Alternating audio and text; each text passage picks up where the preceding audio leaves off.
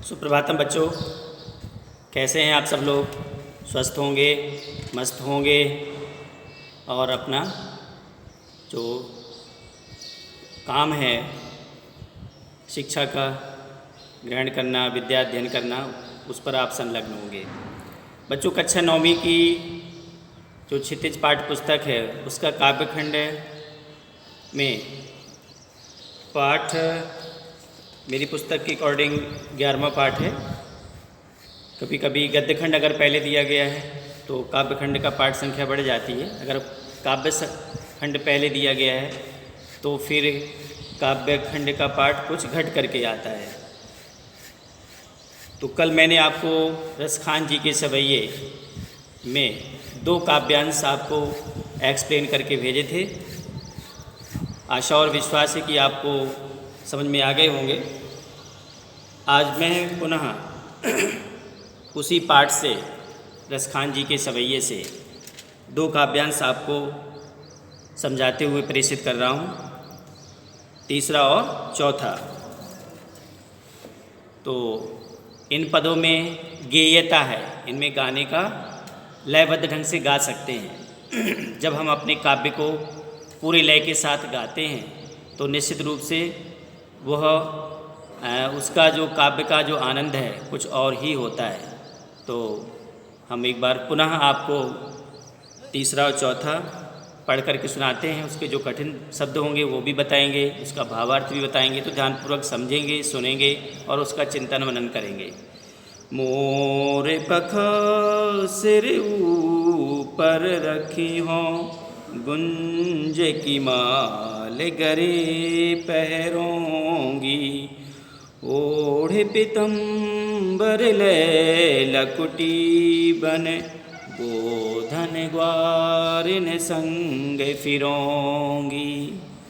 भावो तो मोही मेरो रस खान सो, तेरे कहे सब स्वांग करूँगी।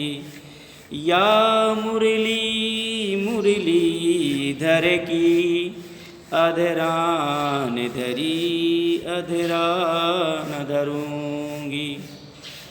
इसमें गोपियाँ कह रही हैं अपनी सखियों से, मोर पखा सिर ऊपर रखियों, गुंज की माल गरे पहरोंगी। तो इसमें मोर पखा से तात्पर्य बच्चों मोर पंख से है। मोर पंख से निर्मित मुकुट और गुंज, जिसको हम लोग घुंघचू बोलते हैं। क्या बोलते हैं? घुंघचू। एक विशेष प्रकार का मोती दाना, ये वनस्पति यानी हमें जंगल से प्राप्त होता है। और गरे का मतलब होता है गले, पीतम्बर का मतलब होता है पीला वस्त्र, गोधन, गोधन कहते हैं बच्चों गाय, ग्वारिन ग्वालवाल को फिरोंगी, उनके साथ घूमूंगी। भाव तो यानी जो भी अच्छा लगता है। श्वांग, श्वांग का मतलब होता है वेश बदलना। मुरलीधर श्री कृष्ण जी का नाम है मुरलीधर, पर्यायवाची शब्द है। अधरान, अधरान कहते हैं ओंठों पर, धरी माने रखी है, अधरा, अधरा ओंठ, अधरान ओंठों पर, अधरा ओंठ धराऊंगी रखूंगी। तो इसमें गोपियाँ कह रही हैं कि मोर पखा सिर ऊपर रखियों, गुंज की माल गरे पहरोंगी। श्री कृष्ण जी जो अपने सिर पर मोर का जो मुकुट है वो धारण करते हैं, मोर पंख धारण करते हैं, गुंज जो घुंघचू है उसकी माला पहनते हैं, पीला वस्त्र ओढ़ते हैं, ओढ़ पीतम्बर, लाठी लेकर के जंगल में ग्वाल वालों के साथ में गायें चराने जाते हैं। जो भी वो वेश बदलेंगे, जो भी वो तरह तरह का स्वांग करेंगे, जैसा जैसा रूप धारण करेंगे वैसा हम रूप धरेंगे।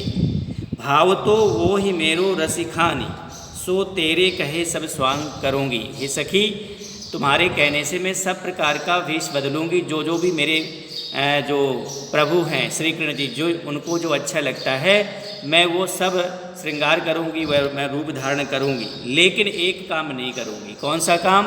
या मुरली मुरली धर की, अधरान धरी अधरान धरूँगी। जो श्री कृष्ण जी की जो मुरली है, जो सदैव अपने ओंठों पर रखे रहते हैं, उस मुरली को मैं अपने ओंठों पर नहीं रखूँगी। क्यों? क्योंकि इसी मुरली की वजह से, क्योंकि वो मुरली के वश में हैं और हमारी तरह किसी प्रकार से ध्यान नहीं देते हैं, वो मुरली के वश में हैं। इसलिए मुरली हमारी एक तरह से क्या है, वैरिन है। इसलिए हम मुरली को अपने होठों पर नहीं रखेंगे। चौथा सवैया है कानन दे अंगूरी रहबो जबहि मुरली धुन मंद बजे हैं मोहनितानन सो रस खान अटा चढ़े गोदन गए हैं तो गए हैं तेरी कहो सिगरे ब्रज लोगन काल कहू कितनो समुझे मायरी व मुख की मुस्कानी सम्हारी ना जय। इसमें गोपियाँ फिर कह रही हैं कि कानन मतलब कानों में देकर अंगुरी को रहेंगी जबहि जब तान कहते हैं धुन तान को कहते हैं स्वर को तेरी माने पुकारना माई माता संभाला ना जाना संहारी ना जय है तो संभाल नहीं पाएंगी। इसका भावार्थ इस प्रकार है बच्चों कि कानन दे अंगुरी रहबो जबहि मुरली धुन मंद बजे हैं। जब श्री कृष्ण जी अपनी मुरली से बांसुरी से सुंदर मुरली की तान बजाएंगे तो हम उसकी तान उसकी स्वर को नहीं सुनेंगे और अपने कानों में अंगुली दे लेंगे। मोहन तानन सो रसिखान अटा चढ़ गोधन गए हैं तो गए हैं। अगर सुन लीजिए सब लोग, वो कह रही हैं गोपियाँ कि अगर वो अटारी पर चढ़ करके और मोहिनी तान से गोधन नामक गीत अगर गाएंगे तो हम सब लोग उनके साथ मिलकर के गाएंगे। तेरी कहो सिगरे सभी ब्रज के लुगाई अर्थात स्त्री और पुरुष को बुला करके इस बात को कह दीजिए कि काल यानी कल कोई हमारे ऊपर दोषारोपण ना करे। क्योंकि अगर श्री कृष्ण जी ने हमें देख करके मुस्कुरा दिया, हमारी तरफ देख करके हंस दिया तो हम बिना हंसे हुए रह नहीं पाएंगे, अपने आप को रोक नहीं पाएंगे। फिर कोई अगर हमें कोई दोष हमारे ऊपर दोषारोपण करे, कोई दोष सिद्ध करे तो ये गलत बात है।